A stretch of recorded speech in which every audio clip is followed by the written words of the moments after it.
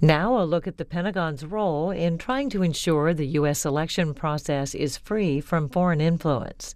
Topics include Russian interference in the 2016 elections and what the U.S. government can do to prevent cyber attacks on voting systems in 2018. This Senate Armed Services Subcommittee hearing is chaired by Senator Mike Rounds.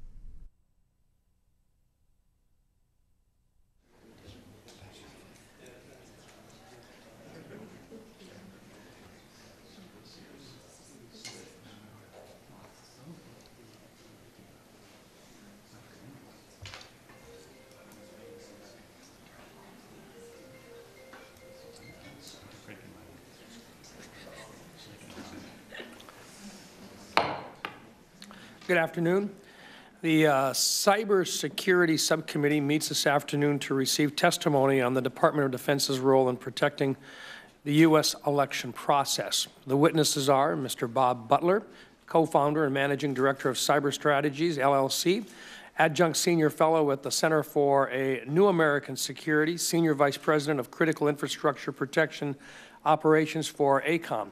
Ms. Heather Conley, the Senior Vice President for Europe, Eurasia, and the Arctic, and Director of the Europe Program at the Center for Strategic and International Studies. Dr. Richard Hartnett, Head of Political Science at the University of Cincinnati and a former scholar in residence at U.S. Cyber Command and the National Security Agency, and Dr. Michael Sulmeyer, the Director of the Cybersecurity Project at the Harvard Kennedy School. At the conclusion of Ranking Member Nelson's comments, we will ask our witnesses to make their opening remarks. After that, we will have a round of questions and answers. There is no dispute about what Russia did during the 2016 election cycle.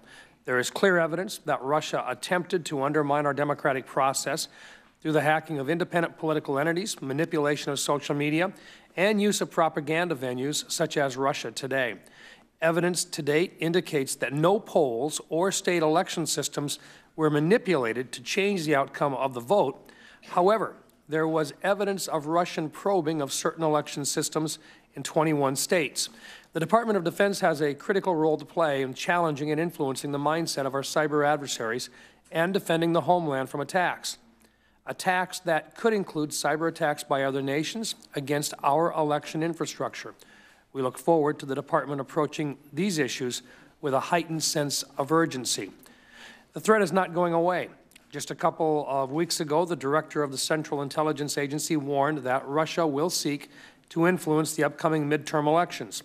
The White House National Security Advisor stated the Mexican presidential campaign as well. This is all in addition to Russian attempts to influence the elections in France and Germany last year. Each of us on this panel has been quite vocal about the need for a strategy that seizes the strategic high ground in cyberspace. Whether you call it deterrence or something else, we need a strategy that moves out of the trenches and imposes costs on our adversaries. The lack of consequences for the countless attacks over the past decade has emboldened our adversaries and left us vulnerable to emboldened behavior. The attacks we experienced during the 2016 election are just the latest rung on that escalation ladder. As long as our adversaries feel that they can act with impunity, they will press further. Our witnesses offer unique perspectives on the challenges we face. We look to them to help us understand why our posture of restraint has not worked, if we can reverse the damage already done, and what it will take to develop and implement a strategy that limits our exposure and imposes costs on malicious behavior. We invited Dr. Richard Hartnett to explain his theory of cyber persistence, specifically on how our failure to tailor our strategies to the uniqueness of the cyber domain limits our ability to confront challenges we face. Our adversaries actively exploit us because they see great benefit and little consequence in doing so. I agree with Dr. Hartnett that the Cold War models of deterrence won't work and look forward to hearing what he believes it will take to influence the mindset of our adversaries. In addition to his writings on cyber deterrence and election attacks, Dr. Michael Sulmeyer has focused a great deal of his research on the organizational challenges we face as a government. We understand that Dr. Sulmeyer is working on a paper addressing some of the challenges we examined during our full committee hearings in October on the whole of government approach to cybersecurity. We look forward to hearing more from Dr. Sulmeyer on the gaps and the seams he sees in our organizational model and what lessons We can learn from allies like the British. Ms. Heather Connolly provides an expertise in Russian politics and foreign policy. Russia has yet to face serious consequences in the cyber or other domains for its 2016 elections interference. We look forward to Ms. Connolly's testimony on how the United States can tailor and implement these penalties and how the Department can best deter or dissuade further Russian election meddling. We also look forward to the testimony of Mr. Bob Butler, who brings extensive cyber experience in both the Department of Defense and the private sector. Mr. Butler has been involved in numerous studies on the cyber deterrence, including the recent Defense Science Board Task Force on Cyber Deterrence. Let me close by thanking our witnesses for their willingness to appear today before our subcommittee. Senator Nelson.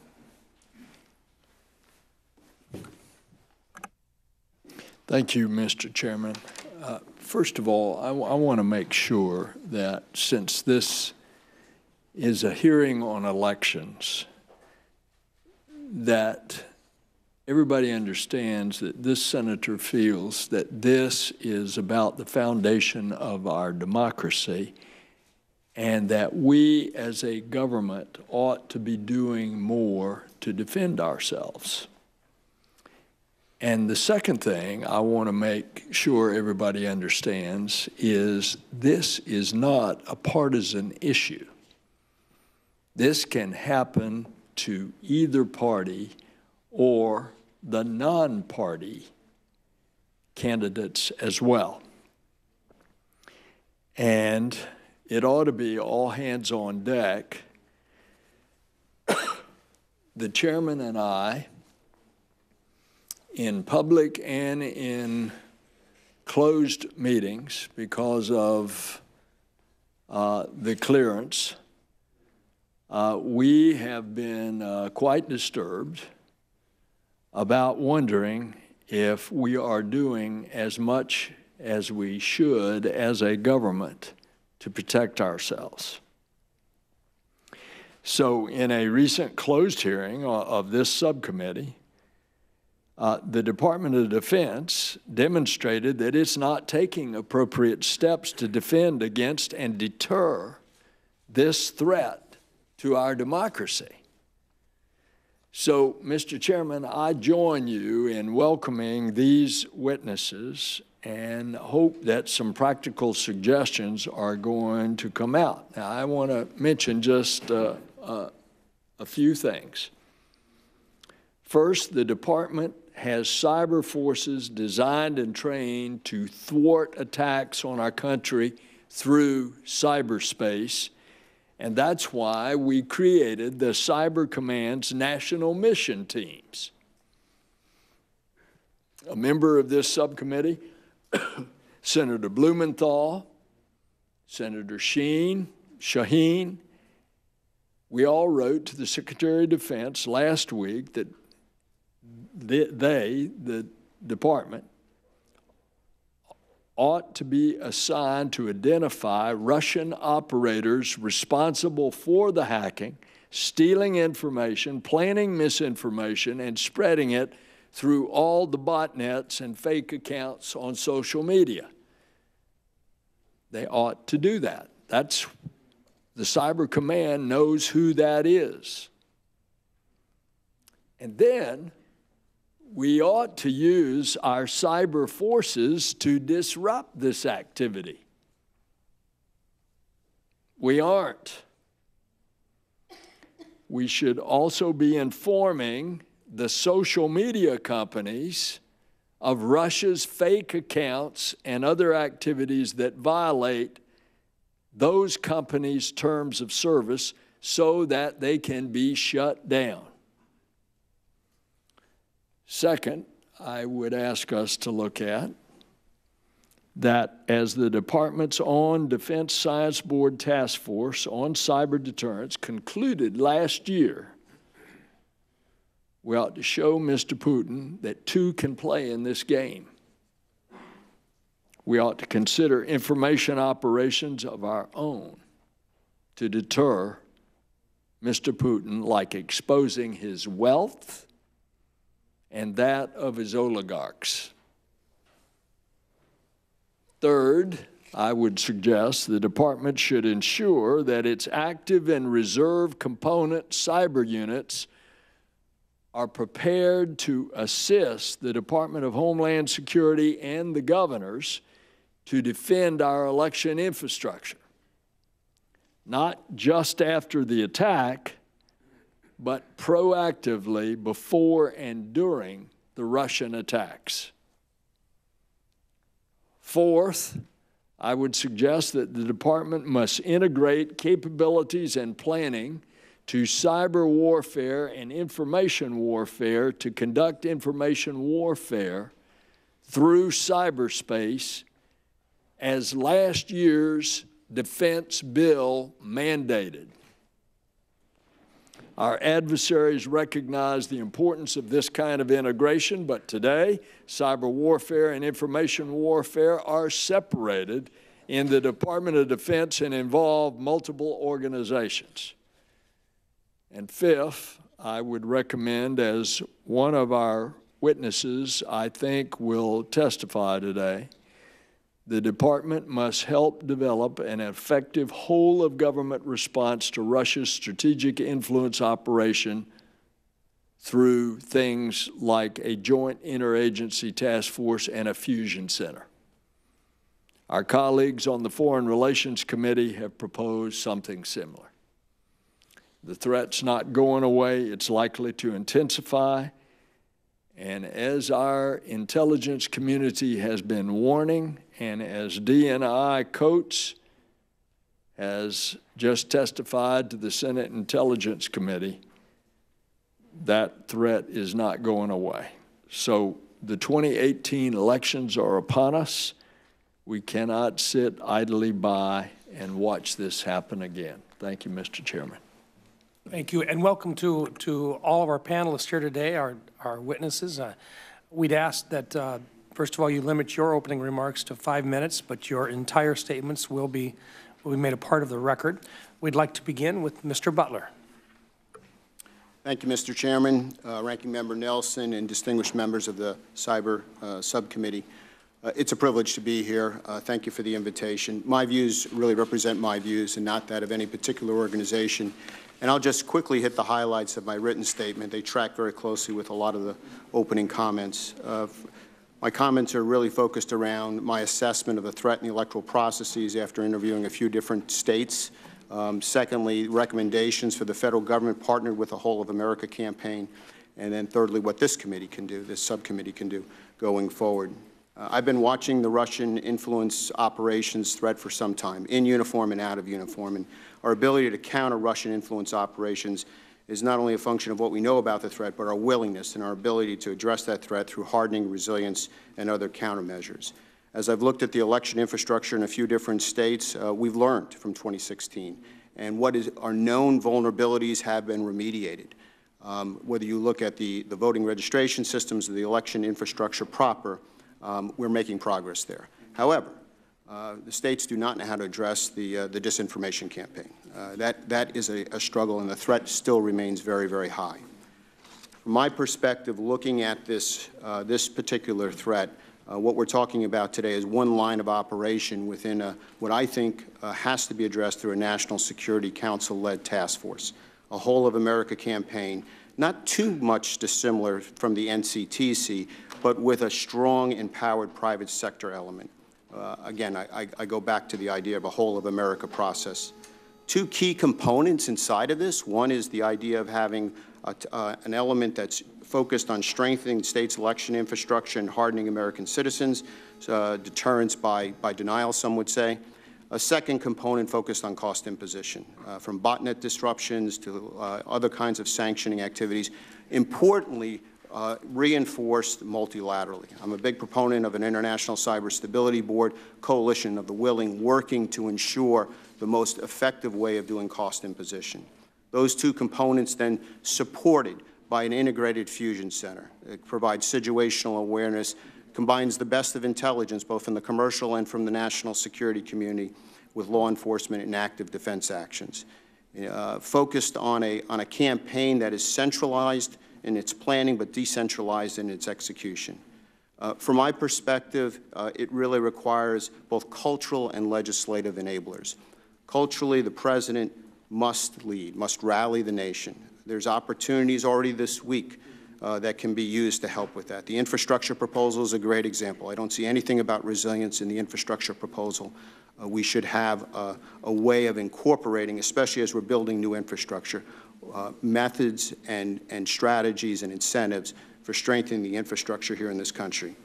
Additionally, we need to leverage the best of U.S. competencies across America. Defense is excellent at campaign planning and exercise. U.S. intelligence agencies combined with web-scale companies do a great job in intelligence generation and fusion. Web-scale companies are very good and growing in their ability to rapidly identify disinformation campaigns in response. And we'll need some help from the legislative side. Specifically for DOD, 5 recommendations that track very closely with what Senator Nelson was talking about. I think to jumpstart this NSC-sponsored task force, we should coordinate with the Secretary of Defense to immediately stand up a JIATF, a Joint Interagency Task Force. Inside of that, again, empowered private sector players. We typically don't think about that, but this really is something where we need to work together in a public-private partnership. We need to make arrangements with state and local officials through DHS and the National Guard Bureau. Second recommendation really is to the NGB and working with the National Guard Bureau to really not only inventory what we have from a cyber and IO perspective. We have cyber units, we have information operations units, but to begin to scale them to help the states and to help us as we think about incident response in general. I think they could be aligned with FEMA regions. I think they could be aligned in a lot of different ways, but we need to first get organized. The third is to actually have a session where we discuss courses of action. That would have to be a closed session. But I think that's where the requests for authorities, new authorities, requests for new resources come out.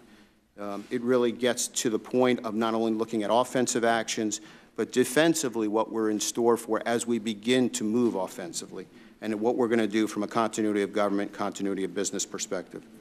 The last two relate to Senator Nelson's comments with regards to the DSB task force. I think we should continue to push with the NDAA in operationalizing the rest of the cyber deterrence task force recommendations. And I would advocate that this committee should have its own campaign of exercises to help it understand where the adversary is going and to be able to advance ideas with regards to looking at threat and countermeasures. I stand ready to answer any questions that you have.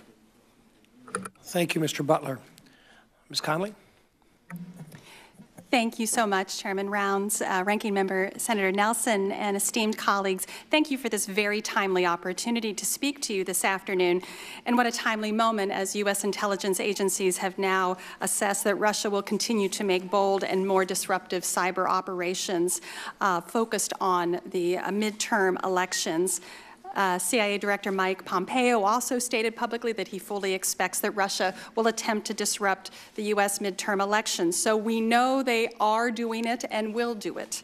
But we as a nation are not prepared to effectively combat what I believe is an intensifying disinformation operation, an influence operation.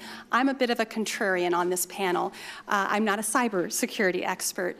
But what I'm most concerned about is that we have 9 months and the American people are not educated as to what is going to happen to them.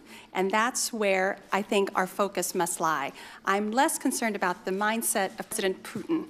I know his mindset. I'm more concerned about the mindset of the American people as we head towards this election. You asked us what role DOD could play to protect the U.S. elections.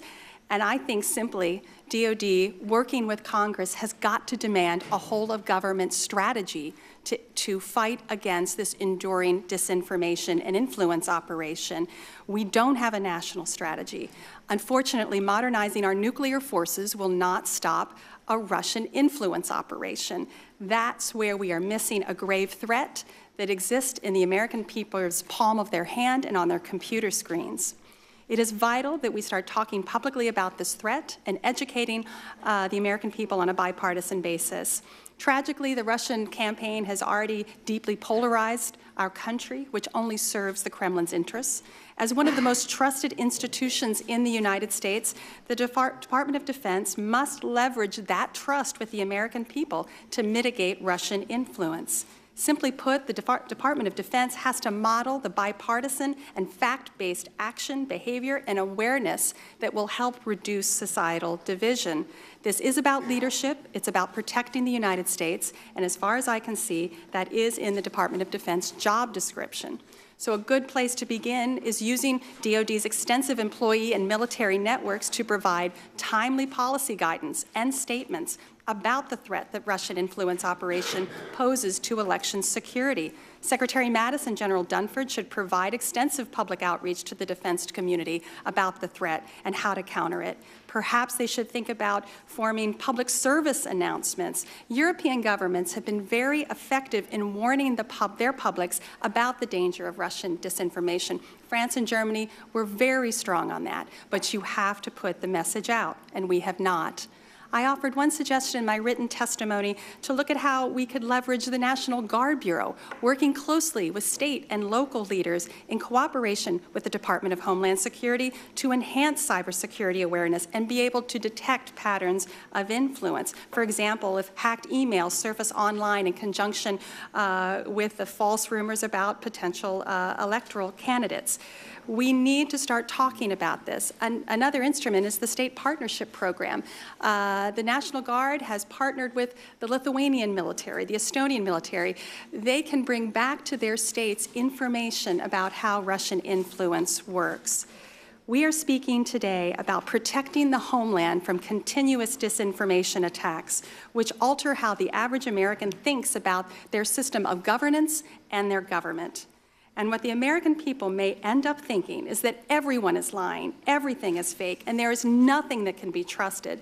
And then even the most trusted of American institutions, the Defense Department, the Justice Department, the FBI, the Department of Homeland Security, the Office of the President will mean very little to the American people. And this is exactly how you break the internal coherence of the enemy system, according to Russian military doctrine. And unfortunately today, we are doing most of this to ourselves without assistance from the Kremlin.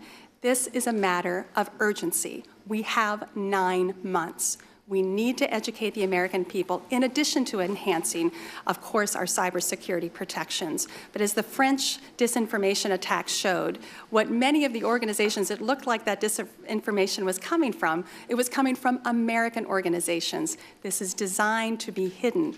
It adapts. We have to educate the American people about what they are going to confront on the November elections. Thank you. Thank you, Ms. Connolly. Dr. Hartnett. Chairman Rounds, Ranking Member Nelson, distinguished members, thank you for this opportunity to speak to you about this critical issue today. We have a big picture problem.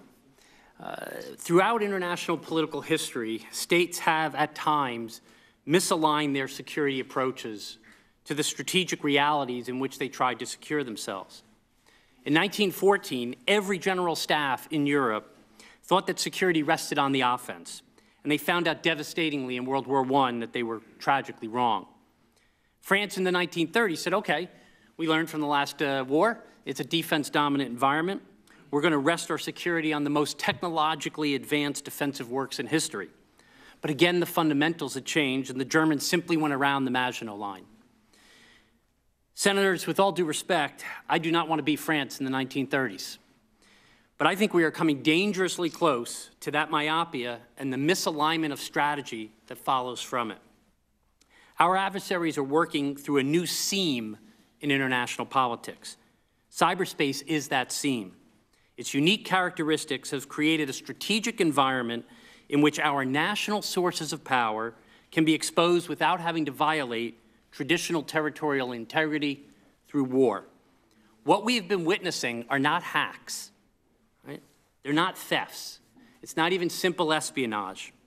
What we must accept is the fact that we are facing comprehensive strategic campaigns to undermine our national sources of power, be they economic, social, political, or military. And so therefore, I agree, we must develop a counter-strategic campaign to protect those sources that has as its overall objective a more secure, stable, interoperable, and global cyberspace. With regard to the integrity of our elections, we've effectively left civilians whose main focus is not security on the front lines. That is not a recipe for success. Specific to the Department of Defense role in producing greater security in, through, and from cyberspace, we must adopt a seamless strategy of what I call cyber persistence, in which our objective is to seize and maintain the initiative. We must defend forward as close to adversary capacity and planning as possible so that we can watch and inform ourselves, disrupt and disable if necessary. Our immediate objective must be to first erode the confidence adversaries now have in their ability to achieve and enable objectives. They are very confident. Second, we have to erode their confidence in their own capabilities. And third, we must erode those capabilities themselves. We are well past the post on this. We need a comprehensive, seamless, integrated strategy that pulls together greater resiliency, forward defense, and when necessary, countering and testing cyber activity to reverse current behavior. We're not at step one. We are well past that. We actually have to reverse behavior. Our security will rest on our ability to simultaneously anticipate how adversaries will exploit our vulnerabilities and how we can exploit theirs. Cyberspace is an interconnected domain of constant contact that creates a strategic imperative for us to persist. This is a wrestling match in which we have to grapple with who actually has the initiative, being one step ahead in both knowledge and in action. If we do not adjust to this reality, our national sources of power will remain exposed, and more of those who wish to contest our power will pour into this seam. I therefore argue that we must make three critical adjustments. The first is we have to adjust our overall strategic perspective. War and territorial aggression, which can effectively be deterred, are not the only pathways for undermining our national sources of power. In fact, because we have this effective strategic deterrent, we should expect our adversaries to move into this new seam of strategic behavior below the threshold of war. Second, we must move our cyber capabilities out of their garrisons and adopt a security strategy that matches the operational environment of cyberspace. We must meet the challenge of an interconnected domain with a distinct strategy that continuously seeks tactical, operational, and strategic initiative. Third, we must make the fundamental alterations to capabilities development, operational tempo, decision-making processes, and most importantly, as Bob referred to, overall authorities that will enable our forces to be successful. We cannot succeed using authorities that assume territoriality and segmentation in an environment of interconnectedness, constant contact, and initiative persistence. We cannot secure an environment of constant action through inaction. Strategic effect in cyberspace comes from the use of capabilities and having the initiative over one's adversaries. It is time for us to seize that initiative. I look forward to explaining in more detail how we can pursue security through persistence during our Q&A. Thank you, Mr. Chairman. Thank you, Dr. Harknett. Dr. Solmeyer. Thank you, Chairman Rounds, Ranking Member Nelson, and distinguished members of the subcommittee. It's an honor to be with you today. Before I get to the military's role, however, I would like to note that I'm part of a team at the Kennedy School's Belfer Center that released a report a couple hours ago. It's a playbook for state and local election administrators, and it's got steps they can take to improve the cybersecurity of systems that they administer. It's based on field research by a wonderful research team. Many students contributed. I'm very lucky to have one of the wonderful students here with us today, Karina Feist, has flown down to join us. So regardless of the role of the Department of Defense, these defensive improvements are essential. I want to make sure I hit that right up front. Those recommendations that we put out today complement our last playbook for political campaigns to also improve their cybersecurity. It's essential that we make our elections harder to hack and that we improve resiliency in case critical systems are compromised. But we should also consider how best to counter threats abroad before they hit us at home. So let me transition to how I see some potential roles for the military outside of the United States to protect our elections. There are two necessary conditions of posture that I see as critical: reconnaissance posture and force posture. First, reconnaissance posture. Our cyber mission forces should constantly conduct reconnaissance missions abroad to discover election-related threats to the United States and provide indicators and warnings to our forces and decision makers. There will never be sufficient resources to address all threats equally, so prioritizing threats to our democratic processes is critical. Otherwise, we cannot hope to disrupt these threats. On force posture, our forces must be sufficiently ready to strike. Strike against targets abroad that threaten our elections. Readiness is a critical issue for our armed forces today, and I would encourage senators on this subcommittee to ensure they're asking tough questions about the readiness of our cyber forces, just as they would about any other part of our military. And if the military's reconnaissance and forces are postured to focus on threats to our elections from abroad, there are 4 objectives that I think our forces should be prepared to pursue. It should go without saying that undertaking these actions should be consistent with international law and other relevant U.S. commitments. Those objectives are, first, preventing attacks from materializing; second, preempting imminent attacks; third, halting attacks in progress; and fourth, retaliating, if necessary, after an attack. On the fourth, let me just note, I would emphasize that this retaliation needs to be timely. It's got to be timely, since the more time that elapses after an adversary's initial attack, the harder it will be to message and communicate that our action is a direct response. Across those objectives, proper training, thorough rehearsals, and coordination with other parts of our government are essential. Bringing military capabilities to bear inside or outside of cyberspace is always a serious matter, so it's critical to ensure that rules of engagement and questions about authorities are settled well in advance of any order to strike. Here, I would note that some of our closest allies, like the United Kingdom and Israel, have undertaken some national-level organizational reforms to streamline responsibilities for cyber issues, and we may at some point want to consider something similar here. One of the best cyber-related investments the nation has made is in the National Mission Force, an elite group of network operators at Cyber Command. They defend the nation from an attack of significant consequence in cyberspace. I think it is very much worth considering what role the NMF can play to accomplish the objectives I described just now. I might note for senators that I have not discussed deterrence much so far. I very much support calls to deter our adversaries from meddling in elections, don't get me wrong. However, I would not want to bet the cybersecurity of U.S. elections on a policy of deterrence if I didn't have to. Sometimes, like the prospect of defending against thousands of nuclear-tipped missiles, deterrence is the least bad option. That's not the case in cybersecurity. We have other options, like the ones I described just now, and we should employ them alongside strong policies of deterrence.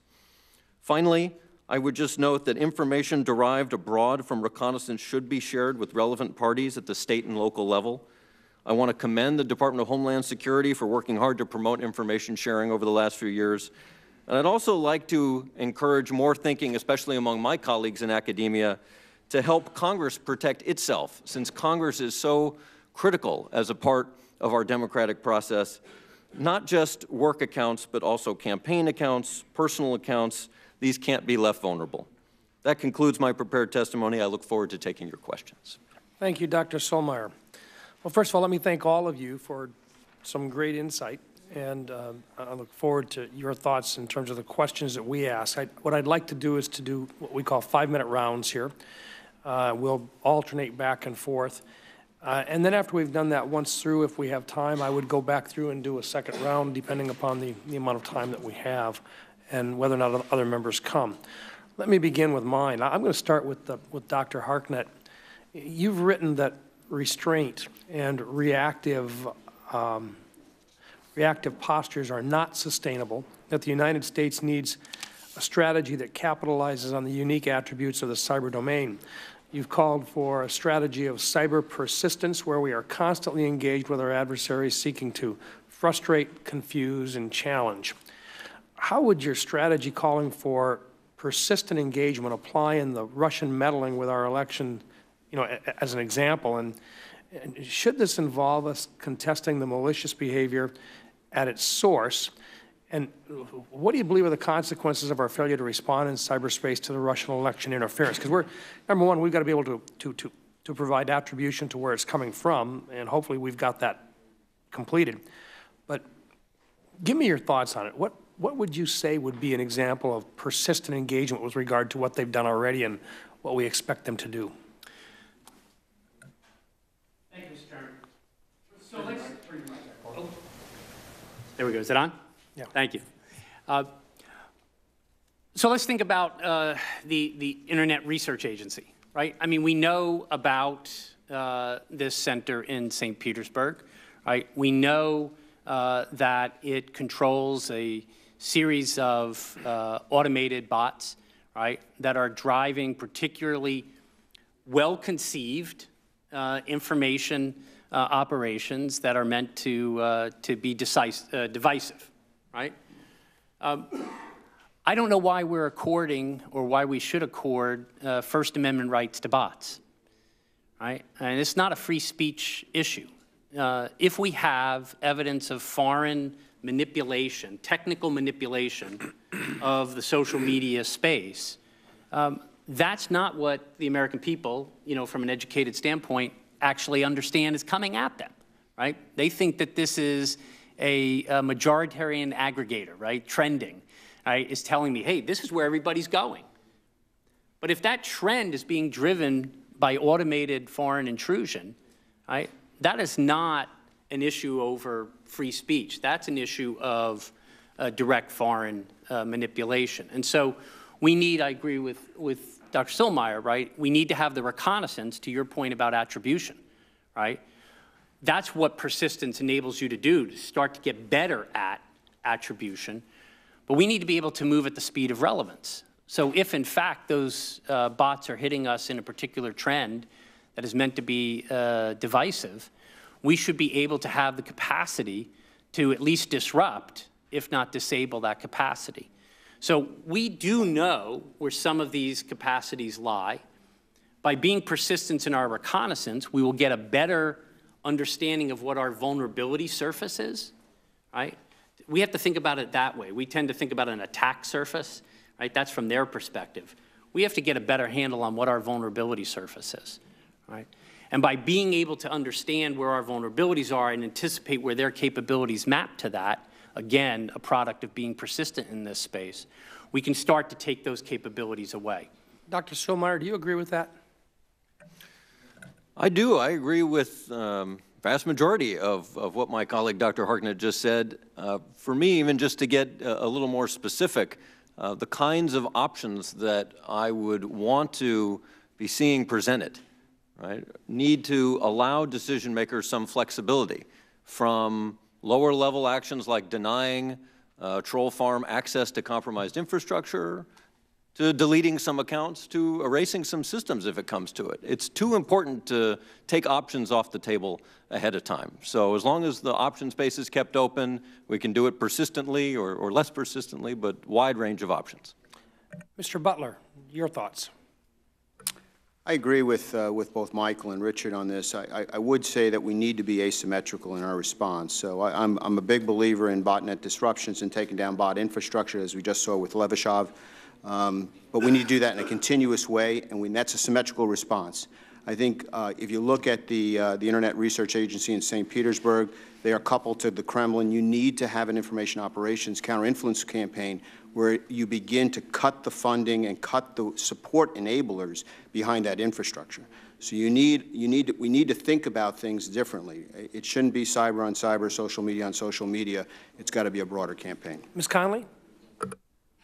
Yes, I'll agree with absolutely the asymmetrical response. And while trying to bring down the infrastructure of those bots, what they are doing, though, Russia exploits the weaknesses that it finds. So it is amplifying the weaknesses and division that are already appearing on social media. So how do we try to reduce the weaknesses?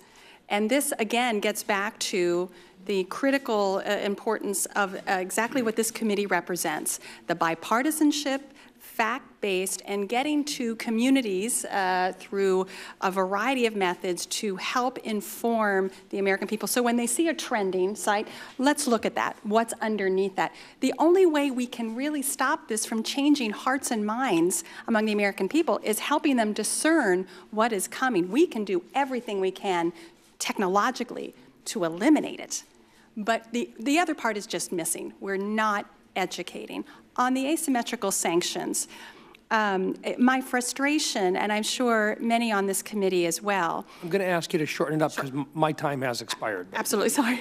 Sorry about that. Is to think about ways that we can focus on the Kremlin, on financial sanctions, on sanctioning the inner circle as once attributable back to that. So not just in the cyber domain, focusing on financial sanctions and individual sanctions, that could be very powerful as well. Thank you. Senator Nelson. So all of you sound like that you just don't think enough has been done and that we're not ready. And Dr. Harknett, you have said that 2016 was the Stone Age compared to what's going to happen. So you want to trace what you think will happen? I think one of the things, back to the chairman's question about one of the lingering effects, is, again, we've got adversaries who are confident. So even if there are other actors aside from Russia out there as well that are going to look at this space and say, hey, this is a space that I can play in and I can work in. And so until we start to reverse that confidence, we're going to see greater experimentation. Technologically, I'll give you one example, Senator. My concern with regard to leveraging artificial intelligence and machine learning. I mean, this will be a step function, thus my Stone Age allusion, a step function from where we are. We're going to, within the next 16 months, I'm going to be able to take you and put you in a video in which you are saying something that you never said in a place that you've never been. And you are not going to be able to authenticate that you were not doing with that, that you had not done that and not been there.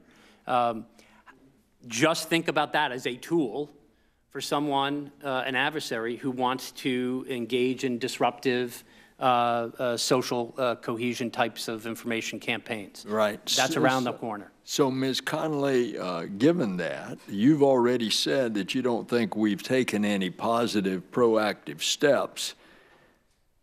Why do you think that's the case? I think the executive branch refuses to recognize the threat. It refuses to put forward a national whole-of-government, whole-of-society strategy and bring all the agencies and tools of influence to bear on this. We have to think of this as a direct threat to the national security of this country. It has to receive the priority. I would also just, to focus on what Dr. Harknett said, this is adaptation. If we're preparing for what Russia did in 2016, it will be very different in November. It will be very different in 2020. It would look more American. It will look less Russian. And so this is adaptation. We're already fighting the last war. We aren't ahead of the new one, which is why I think education is so critical. But absent a U.S. government approach, we're all going to have to do our part in our communities to inform the American people about the threat. It's unfortunate we can't pull together and do this in a unified way. So if we can't get the government to move, are there any private initiatives that would help? What I'm seeing is some very effective news literacy campaigns. I think, again, news sources, social media are doing fact-checking. The pressure that Congress has brought to bear on the social media companies is changing their perspective. But again, we are so late to need. This has been ongoing. This campaign is only intensifying, and we're just getting our arms wrapped around this. So this is where every member of Congress has to return to their home district and talk about this in very clear ways. Amen to that. And Dr. Harknett, on the example that you gave of the next level of technology, of which something can be created real, that looks real, acts real, feels real, etc. If Cyber Command were to adopt your thinking, knowing what the threat is even greater in the future, what would you suggest that they change the way that they're doing their operations? I think it's very important to expand this notion of defending forward, right? This notion that we need to be as close to the source of adversarial capability and decision-making as possible. This is not a space in which time and geography is leverageable for defense, right? So when we think about the notion of front lines, the front lines are everywhere, right? And right now, our general approach has been to defend at our borders, at our network, which actually means that we start defending after the first breach, right? And we are already playing catch-up. So I concur with the notion of adaptability here. It's all about anticipation. So when Bob Butler talks about asymmetric, right, that's what I would talk about in terms of being able to be one step ahead, right? We have to be able to anticipate the exploitation of our vulnerabilities. You need to be able to be defending as far forward as possible. In terrestrial space, we defend forward, right? We're not defending forward in cyberspace right now. Okay, thank you. Senator Gillibrand. Thank you, Mr. Chairman and Mr. Ranking Member, for having this hearing. Thanks to all of you for your testimony. I agreed with a lot of it. So, to Professor Harknett, I appreciate your effort to redefine cyberspace and the challenges we face in operating within it. Were Russia to have bombed one of our states rather than attack their election infrastructure, we would treat it like this like an attack, as you said. But because of the way in which we've set up our cyber capabilities, which we have done for good reasons, including privacy and states' rights, it seems to me that the DoD is hamstrung in trying to properly respond to an attack on our democracy. I've asked this in many settings, and every single time they said it's not our job. So you argue that we need to consider authorities that allow DoD, DHS, and our intelligence community to employ a coordinated strategy of cyber persistence and recommend looking at approaches emerging among all of our allies. Can you expand on what kind of authorities we should be considering and what we might learn from our allies? And I ask this because I've put this question to the Department of Defense in every setting we've had any conversation about cyber, and every response is, we don't have the authorities, it's a states' rights issue, it's not our job. And I cannot, for the life of me, understand why they don't see it as their job, because if we bombed, if another country bombed any one of our states, then that is a declaration of war, and we would have responded through our military. We're not doing that in this regard, and it seems really off-putting to me. Their response is often that's Homeland Security's job. They can call us if they need us, but they haven't. I understand why that's probably not the case, because a lot of secretaries of state in a lot of states think it's their job, not anyone else's job, and they don't want to relinquish that control. So I'd like your suggestions on how to write the authorities that you think are necessary, but also I've really tried to push National Guard as a possible place where this can be done, because the National Guard already serves the states. They already are under the control of the governors. So why not amplify what we're already doing with our National Guard and Reserve to give them the expertise in cyber, but actually delegate this mission specifically to them in conjunction with all the other assets in the military. So to all of you, you can answer this question. You can start, Dr. Harknett, since you addressed it a little bit in your opening remarks, about what authorities can we give, how could the National Guard be useful, and how do we get this done? Because it's frustrating to me that we're not doing it. And then just a third thing to add to your answer. I do have a bill with Lindsey Graham to do a 9/11 deep dive style analysis of the cyber threat to our electoral infrastructure. It's a bipartisan bill. You know, whether we ever get a vote on it, I will never know, but that would be a great first step, in my mind, to at least just get a report and say, these are the 10 things you need to do to harden our infrastructure. So maybe comment on those 3 ideas. Thank you, Senator. You mentioned our allies, and I think Michael has some work that he's been doing as well, analyzing them. I think if you look at the UK, for example, you look at the Israelis, you look at the Australians, their first default in cyberspace is to ask, how do we find synergy, not segmentation? Our entire approach to this space has been starting with who has divided roles and responsibilities. So I think we have to look, we can learn something from our allies right now in terms of their orientation to trying to find synergy rather than segmentation. That should be our first policy framework question, right? But in terms of authorities, I think there's a false debate, say, for example, between 10 and 50, right? So when I argue for a seamless notion, I am suggesting that we understand Title 10 and Title 50 as actually mutually reinforcing. not defined as, again, segmentating. They segment in Congress, right, in terms of oversight, and I get that. But they don't segment in operational space, right? And so we should actually understand and reinterpret, I would argue, those authorities to emphasize where is synergy and where there is seamless reinforcement, rather than looking at those authorities as something that divides and puts us into different lanes.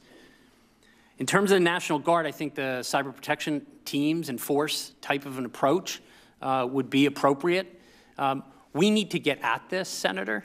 So if that is the best mechanism, there's expertise at that level, right?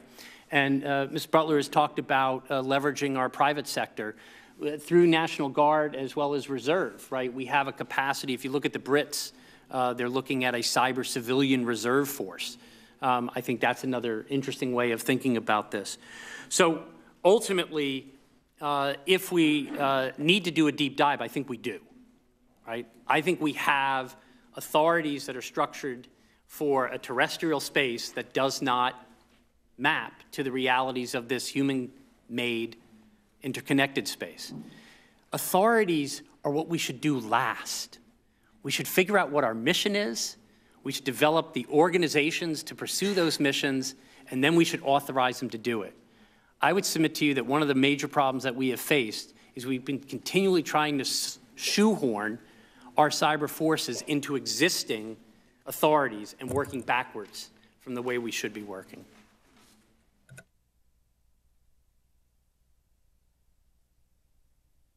Turn to Bob as well. Senator, I think the National Guard is an area that we absolutely should explore, and I mentioned it in my written testimony as well, as far as education, bringing together DHS, DOD, working with community leaders at the state and local level.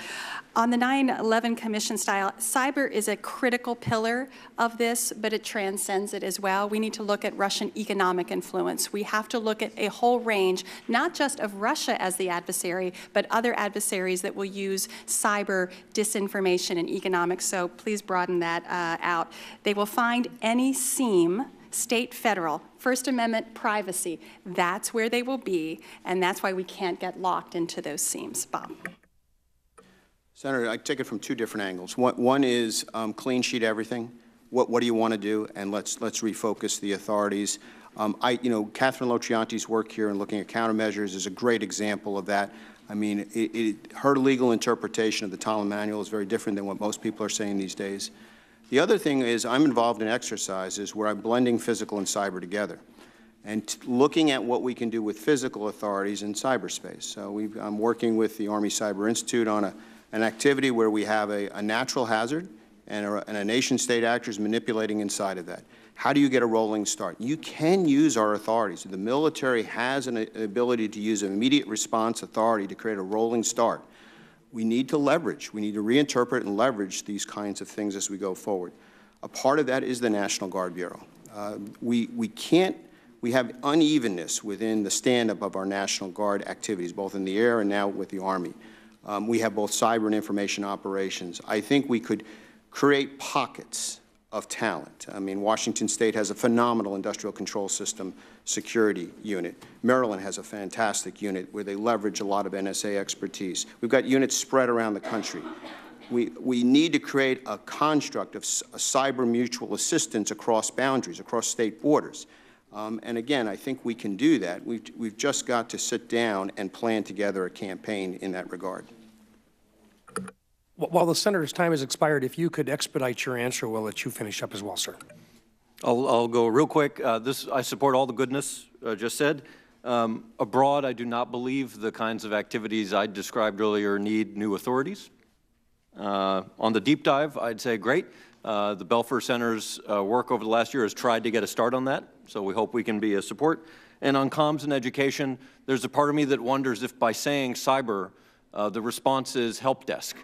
And by not describing it in a way about warfare and propaganda and foreign influence, we do a disservice to the real problem. Thank you.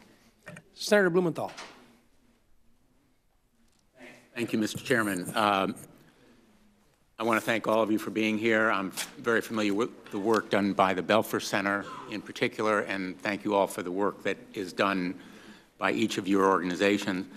I want to first tell you, you probably already know, that the immediacy and urgency of this task was reinforced this morning before the Senate Intelligence Committee, where Dan Coates, the Director of National Intelligence, said, quote, "There should be no doubt that Russia perceives its past efforts as successful and views the 2018 midterm elections as a potential target for Russian influence operations." That statement would be beyond conventional wisdom. It would be unnecessary to state because it is the consensus of our intelligence community. It has been broadly accepted by everyone except the President of the United States. And in my view, that's the elephant in this room, that the President refuses to acknowledge this threat to our national security. So I put that on the record simply because we can propose all the great ideas in the world. And some very good ideas, as a matter of fact, came from a report done by the Senate Foreign Relations Committee. It's a minority report by my colleague, then Ranking Member Senator Cardin, called Putin's Asymmetric Assault on Democracy in Russia and Europe, Implications for U.S. National Security. Makes some very good proposals. I would be interested to see the Belfer Center's release today, and in fact, without even having seen it, Mr. Chairman, I ask that it be made part of our record. Without objection. But I think we need to make progress on gaining acceptance at the highest levels of the United States government, let me put it as diplomatically as possible, for the proposition that Russia attacked our democracy. In my view, it committed an act of war. They're going to do it again unless they are made to pay a price for it. And that includes enforcing sanctions passed overwhelmingly by this body, 98-2, still unenforced. So the talk about retaliatory measures in real time, Dr. Solmeyer, I think is very well taken. But why should the Russians take us seriously when the President denies the plain reality of their attacking our country, and the sanctions that would make them pay a price are still unenforced? All of that said, I want to raise another topic, which I think so far has been untouched. The social media sites, Facebook, Google.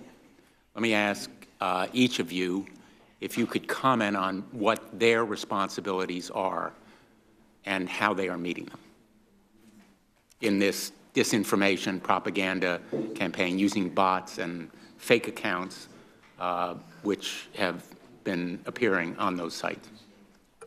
Mr. Butler? I think, Senator, the response, and I have talked with a couple of the web-scale companies about this, is aligning with what we've already seen in the counterterrorism fight. And so in that space, what you see is them actively, proactively looking for disinformation. In the case of terrorism, of course, looking for recruitment. I think the challenge is guidance with regards to counter-narratives or alternative narratives in that space. That needs to be done with others. But I think that's where we need to head. They have the ability, based on their reach and their fusion engines, to really help us move much more quickly into active defense in this space, and not just to do it from a cyber perspective, but from an influence, a counter-influence perspective, which I think is so critical. Thank you. Ms. Conley?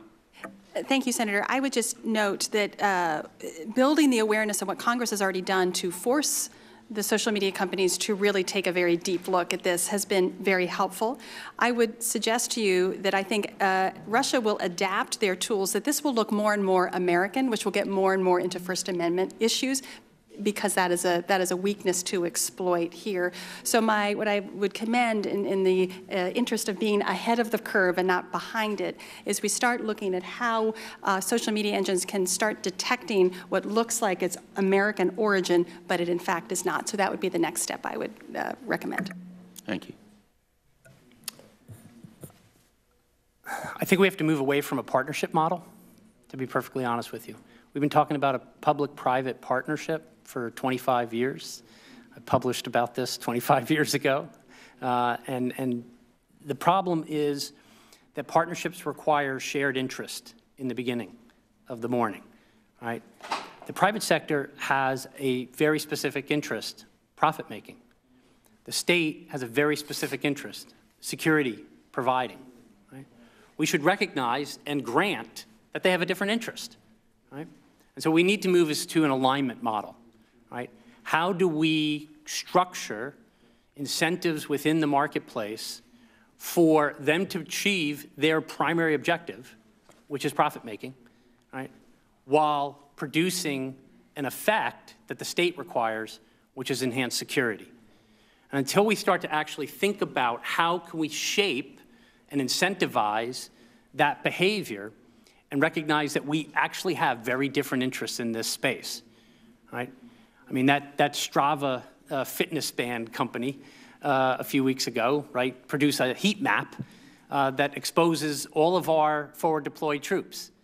I would submit to you that nobody at their board meeting, when they came up with this really great idea of releasing that heat map, and they said, look, even our stuff's in the real dark places. And I thought that was really cool. 10 years ago, the intelligence capacity that a state would have had to have found all of our forward deployed troops, think about that. And this was produced by a fitness company, right?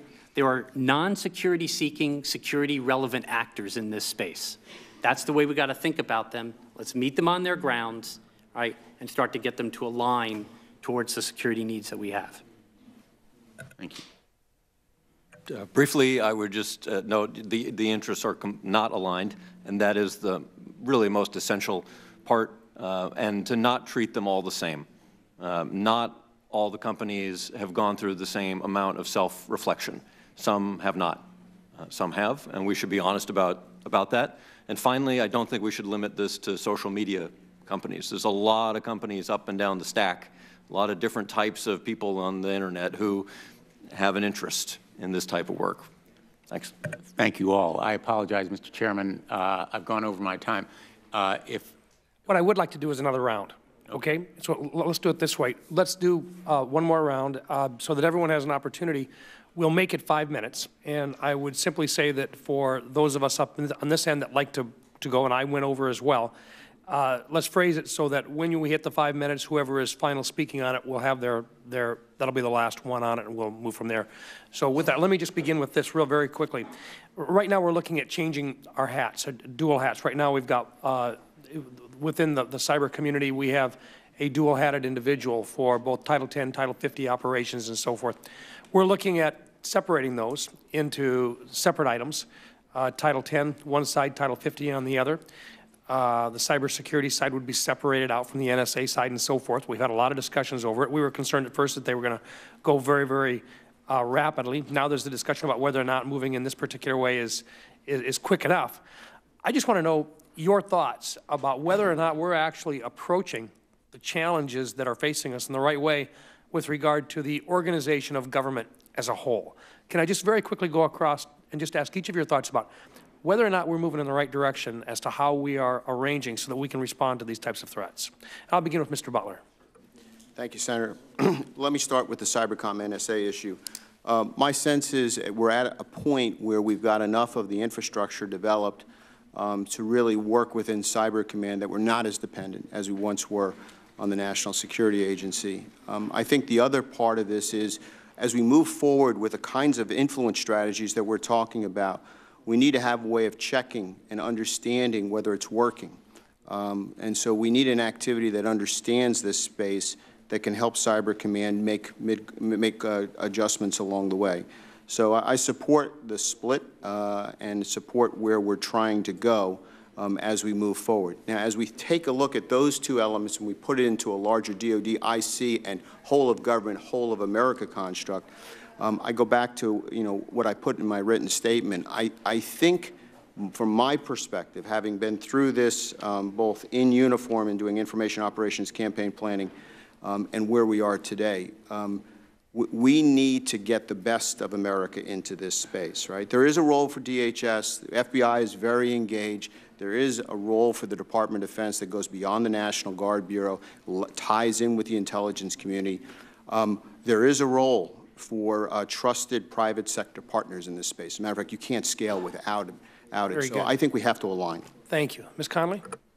The organizational structure gets to the reason why we needed a comprehensive 9/11 type commission, because we are horribly structured for this particular challenge.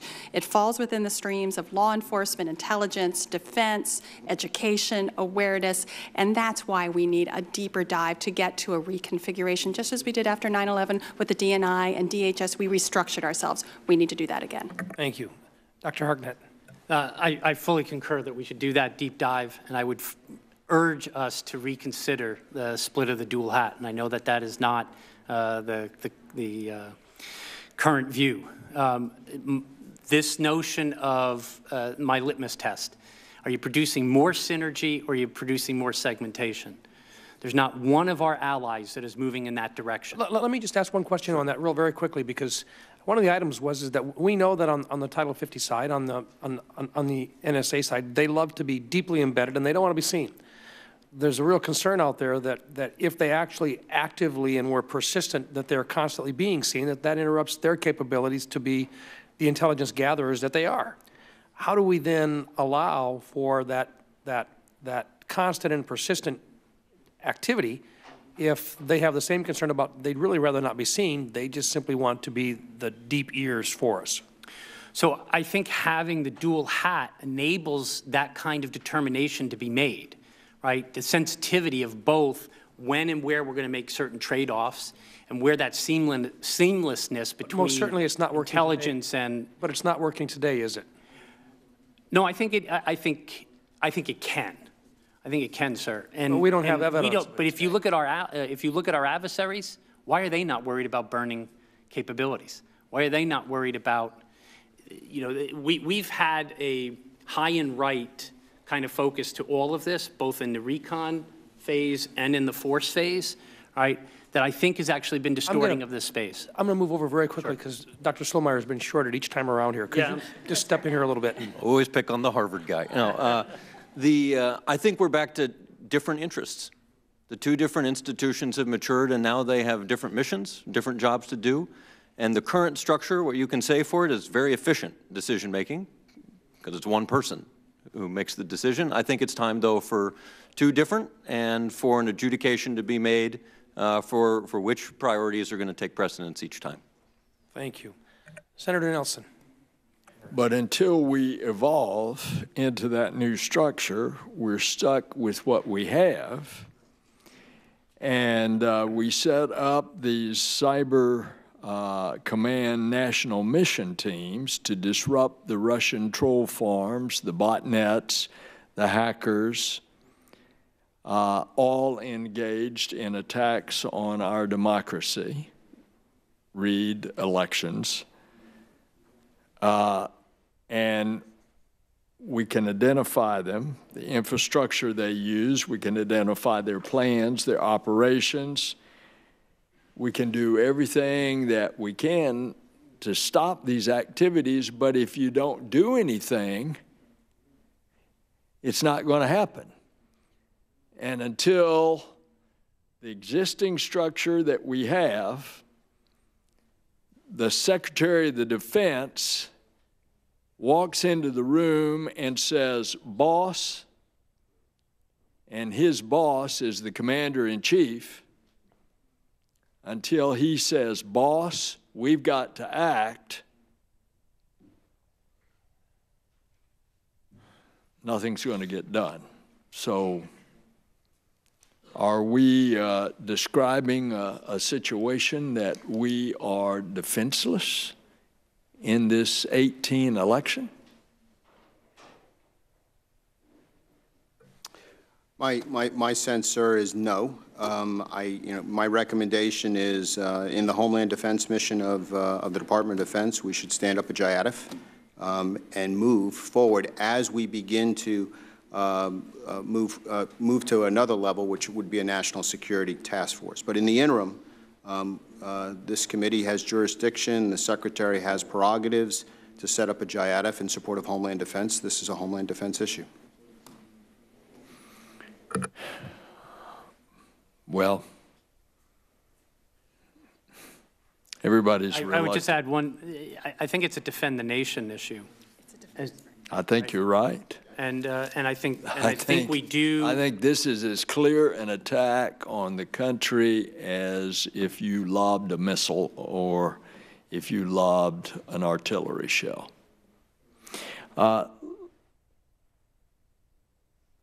Senator Blumenthal wanted to ask the question.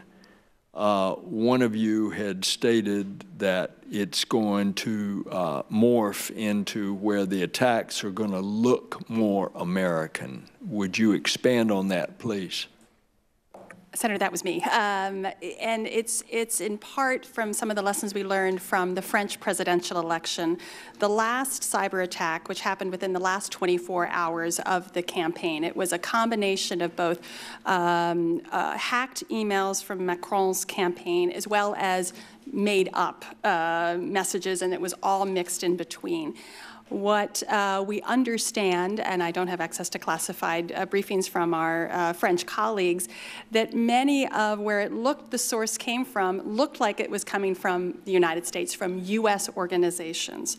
And some of this is tied into adaptation where they don't want it to look like a Russian bot. They don't want it to look like a Russian. They want it to originate from other sources to confuse and make attribution questionable in those last few moments. So my intuition tells me that the more and more of these attacks will look like they're coming from America. It will obscure attribution, and then people will say this is their First Amendment right to say these things and put forward these ideas. And that's the problem. How did the French counter that?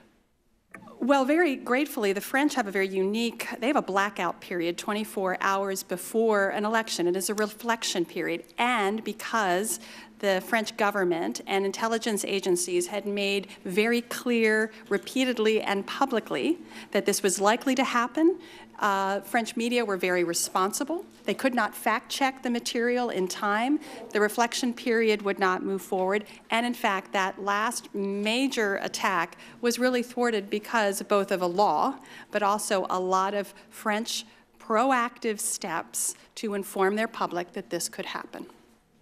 And that was in the last 24 hours before the French election. So what had happened, it was the presidential election debate between Marine Le Pen and Emmanuel Macron it was the Wednesday before the election on Sunday. And in that debate, she began to hint that there may be some information about potentially Mr. Macron's overseas bank accounts, and sort of hinted at this. Then about 24 hours later, the document release happened, and in that suggested, so one could speculate that there was some coordination, but because it hit so late, it really did not have the impact. But again, responsible media, government warnings, and the reflection period all prevented something that if it would have happened, 72 hours before, may have had a different impact on that election. Senator Gillibrand. Thank you. Just following up on a couple things. You said the Belfer Center already has done a deep dive on how we were hacked and ways to prevent it. Is that true? Senator, the two reports are about the practices that campaigns and state and local officials can take based on field research about what they found as vulnerable and techniques that were effective in the past, so ways to shore up those defenses. It's not going to be that kind of a deep dive like you're proposing. And have you distributed that to the 50 states? I believe so, yes. It should be. Have you gotten comments or any response back? It went live today. Okay, so I'd like to request that you brief this committee on what the responses are to each of those efforts to outreach to different states, and a copy of the report for all committee members so that we have our own first draft of what our 9/11 deep dive might ultimately look like. Because this has to be done, and it's striking to me that there's no sense of urgency by this administration. It's absolutely crazy as far as I'm concerned, and so I want to work towards elevating this issue, and your work will help us do that. Dr. Hartnett, you mentioned in your comments that bots don't have free speech rights. I couldn't agree with you more. So what kind of legislation do you think we could write or could be written to say we expect these platforms, whether it's Facebook or Twitter or Instagram or any other online community, to not sell its technology to fake entities who are posing as real people? And the reason I say that is it's simple fraud as far as I'm concerned, because you're doing it for the purpose of changing someone's mind, distracting them, giving them false information. And I believe it should be illegal under the same analysis that we have fraud statutes. How would you go about trying to take away those free speech rights that are given to non-entities today? Thank you, Senator. So I'm not a lawyer, but I would build on what you just said. I think the notion of our default to fraud, right? So if, in fact, what you are trying to sell is trend, right? If that is the actual operative thing that you're trying to, then that actually should be capturing human behavior, right? And so we really have to think through legislation. I mean, this is very tricky, right? But legislatively, we have to separate out human behavior from automated behavior, right? And automated behavior can be classified as falsification of trending, right? If you wanted to capsulize it that fashion. So I think, you know, the notion of understanding technical manipulation of the space is not smart marketing, it's manipulation, right? And therefore should be out of bounds. Can I make one quick comment on your deep dive? Yep. I would look as another example, Eisenhower's solarium exercises. Back in the 1950s, right, President Eisenhower said, okay, what is going to be our macro level grand strategy? Set up 3 competing teams to come up with what those strategies should look like, and that's where containment and deterrence came from. It's an interesting alternative approach, but would get at the same sort of things that you're looking at. Like a national competition? Well, they actually specified, he brought together 3 very specific groups of experts. They were given access to classified information, but they worked as independent teams, and then they were brought together to knock heads over what the best route to a grand strategy looks like. We do not have a cyber grand strategy, and we do not have a grand strategy for cyberspace. I can tell you the Chinese do. They've announced it. They're going to be the #1 AI country by 2030. Mm-hmm. We need to start to think in those kinds of grand strategic terms. Other thoughts? Yeah, Senator, I would build on the Honest Ads Act. I mean, you've got elements in this particular legislation which gets to, you know, what we want online platforms to do. They can identify botnet infrastructure and are beginning to identify infrastructure that has origin in elements that are nefarious. And so I think I would add to that as one way of kind of tackling this issue. The second point, I don't want to disagree too strongly with my colleagues here, but I have worked in the private sector and I have worked on the public sector side. And I know that there are models that can work to align incentives. The Enduring Security Framework is a good example of that. We've had it work before. When you show a private sector and national security government elements working together a threat of this magnitude, and you provide some type of limited liability protection, you can get there. It took us a long time with Facebook, Twitter, and Microsoft to get to pulling terrorist data offline, but they are doing it now. My sense is the sooner we get into this process with creating an alignment of not only incentives, but understanding of the problem. And again, it's not with everyone. It's with folks who can do things on scale and really help us as a nation. Thank you. Thank you, Mr. Chairman. Thank you, Senator Gillibrand. First of all, let me just take this time to say thank you very much to all of our witnesses for your time. You've spent an hour and a half with us today. It's been greatly appreciated. I would suspect that we will be speaking again in the future as we continue to learn more about the challenges and the threats that face our country. It's not going to get better. It's going to get worse. We all recognize that. Our challenge is to make sure that we have the right long-term strategies and that they're being properly implemented. As such, I think we've got a lot of work to do. With that, once again, thank you. Thank you for the participation of our members here today. And at this time, this subcommittee meeting is adjourned.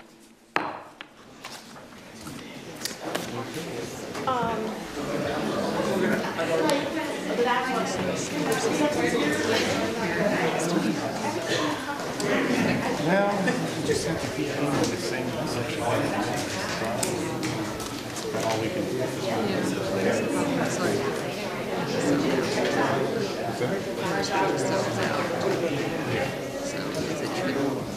which tells you that how basically the president. Promise the other side to take this seriously. Yeah, and some of this I'm sure we'll take it seriously. It's never empty. And you know, it's right. So it's in a conversation. It's right from the steam. It's just and coalescence. In the 2018, they start acting as Democrats. They get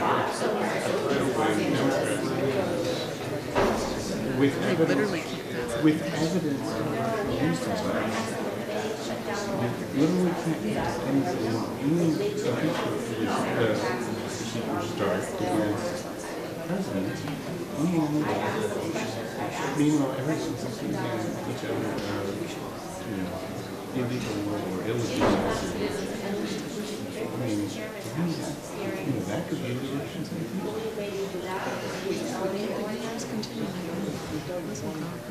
yes.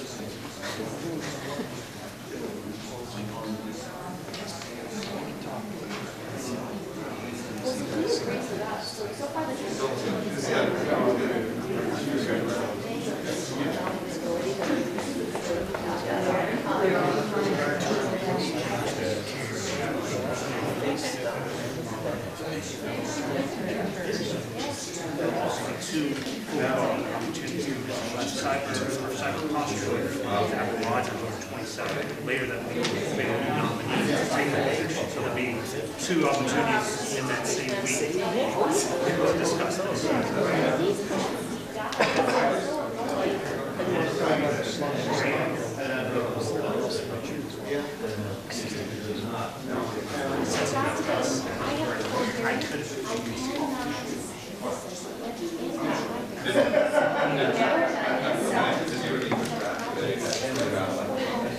I said some notes.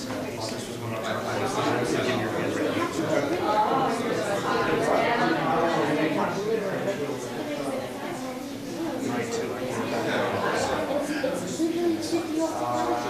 It's outrageous.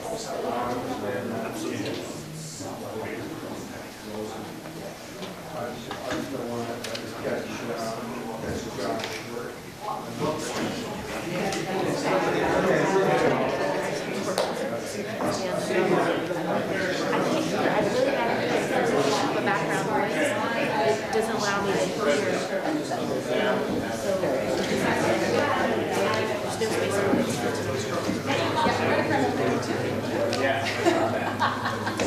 We're organizing a dinner on first week of March.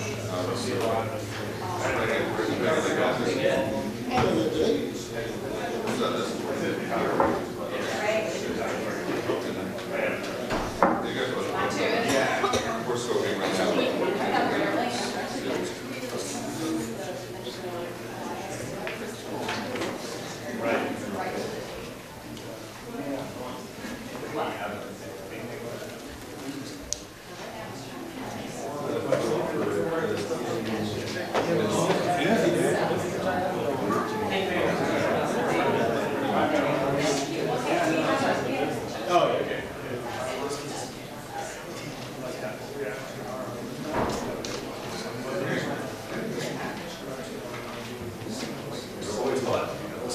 Thank you very, very much. Thank you. Everybody will say it's there's money.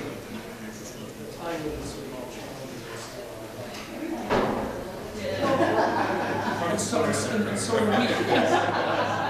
So,